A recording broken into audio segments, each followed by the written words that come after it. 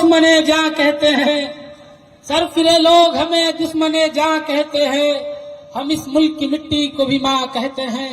तुझको ऐ खाके वतन मेरे तैमूम की कसम, तुझको ऐ खाके वतन मेरे तैमूम की कसम, तू बता दे जिसको सजदे के निसा कहते हैं। आपने खुलकर हमसे मोहब्बत नहीं की है, आपने खुलकर हमसे मोहब्बत नहीं की है, आप भाई नहीं कहते हैं, मियाँ कहते हैं। हमारी बेबसी देखो जिसे हमदर्द कहते हैं, हमारी बेबसी देखो जिसे हमदर्द कहते हैं, उर्दू बोलने वालों को दहशत गर्द कहते हैं। मदीने जाकर हमने इस मुल्क की खातिर दुआ मांगी है, मदीने जाकर हमने इस मुल्क की खातिर दुआ मांगी है। किसी से तुम पूछ लेना, इसको वतन का दर्द कहते हैं। अगर तेरा दंगाइयों पर कोई बस नहीं चलता, अगर तेरा दंगाइयों पर कोई बस नहीं चलता, तो सुन ले हुकूमत हम तुझे नामर्द कहते हैं, तो सुन ले हुकूमत हम तुझे नामर्द कहते हैं। स्टेज पर तशरीफ फरमा भाकपा माले के महासचिव कॉमरेड दीपांकर भट्टाचार्य जी, स्टेज पर तशरीफ फरमा पार्टी के जिला सचिव कॉमरेड जनार्दन जी, और राजधनवार के भाकपा माले के प्रत्याशी कर्मठ उम्मीदवार और आप लोग के चहेते कॉमरेड राजकुमार यादव जी, और राजधनवार के कोने कोने से आए हुए हमारी माए बहने मोहतरम बुजुर्गों दोस्तों साथियों, सभी साथियों को क्रांतिकारी लाल सलाम इनकलाबी सलाम पेश करता हूं। साथियों, अब चुनाव का ये दूसरा चरण शुरू हो चुका है और इस चरण के बस समय बहुत कम रह गया है। मुद्दा तो होना चाहिए था कि विकास का मुद्दा होता, बेरोजगारी का मुद्दा होता, पलायन का मुद्दा होता, लेकिन साथियों आप इस देश के प्रधानमंत्री का वक्तव्य आप सुनते होइएगा।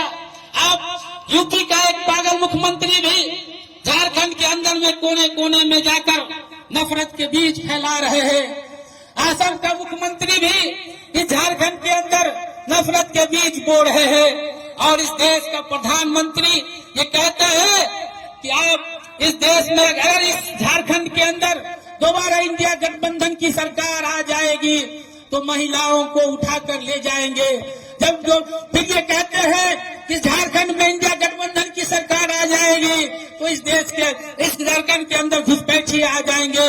मैं साथियों ये पूछना चाहता हूँ देश के प्रधानमंत्री से कि आप की सरकार है मणिपुर के अंदर, वो मणिपुर 2 साल से जल रहा है। आज से 2 दिन पहले उस मणिपुर में एक आदिवासी महिला जो शिक्षिका थी, उसकी उम्र 32 साल थी, उसके साथ 15 लोग गैंग रेप करते हैं। जब गैंग रेप करने के बाद उस महिलाओं के बदन में कील ठोका जाता है, जब उसकी जान नहीं जाती है तो उस महिलाओं को जिंदा जला दिया जाता है। उस वक्त देश के प्रधानमंत्री क्यों नहीं उस महिला को बचाते हैं? उस मणिपुर के ही अंदर आज से कुछ दिन पहले एक आदिवासी महिलाओं का नंगा परेड कराया जाता है, सामूहिक बलात्कार किया जाता है, लेकिन इस देश का बहुरूपिया प्रधानमंत्री बोलने के लिए तैयार नहीं होता है। और झारखंड के सरजमीन पर आकर ये कहता है कि हम महिलाओं की रक्षा करेंगे, और इस यूपी का योगी जो मुख्यमंत्री है जो ये कहता है कि बटोगे तो कटोगे, एक रहोगे तो सेफ रहोगे, उन योगी से भी पूछना चाहता हूँ साथियों कि आज उसी यूपी के अंदर 10 से 20 बच्चे हॉस्पिटल के अंदर झुलस के मर गए, लेकिन उसको पूछने वाला कोई नहीं है। उस न्यूज को दबाने की कोशिश की जा रही है मेरे नौजवान साथियों। इसलिए मैं आपसे ये कहने के लिए आया हूँ कि आप लोग बटेगा नहीं, उसके झांसे में नहीं आइएगा, क्योंकि ये सिर्फ और ये मुंगेरी लाल के हसीन सपने ही दिखाएंगे, ये कुछ करने वाले नहीं है। लेकिन जब दलितों पर हमला होता है, जब अल्पसंख्यकों पर हमला होता है, तो उस वक्त कोई काम नहीं आता है।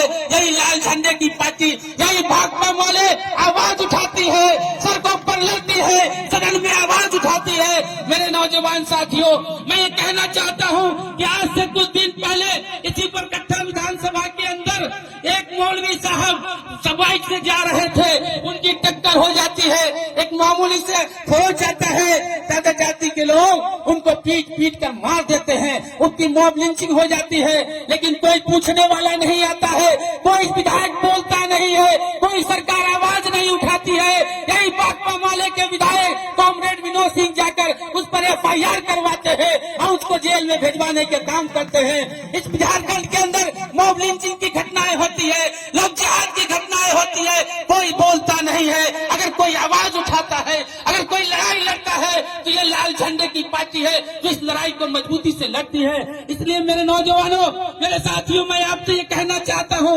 आप किसी जात धर्म को मत देखिए। हमारी पार्टी जात धर्म को नहीं देखती है। आप उन कैंडिडेट को देखिए। मैं गांव में घूम रहा हूँ 3 दिनों से।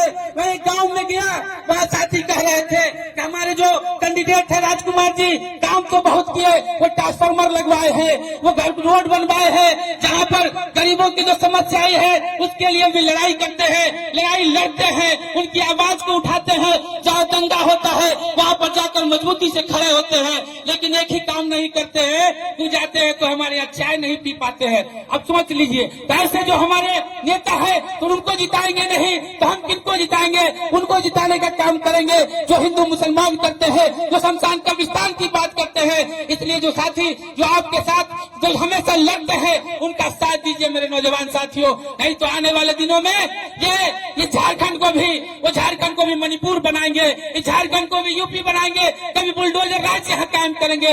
इसलिए मेरे साथियों, मैं ये कहने आया हूँ कि इस झंडा को जब आप 20 तारीख को वोट देने जाइएगा तो इस झंडा पे 3 तारा और 7 नंबर पर बटन दबाइएगा और फिर से राजकुमार यादव जी को जिताकर भेजिए ताकि गरीबों की आवाज, दलितों की आवाज, अल्पसंख्यकों की आवाज को उठा सके। मैं इन्हीं बातों के साथ मैं बात खत्म करता हूँ। इनकलाब जिंदाबाद, भाकपा माले जिंदाबाद।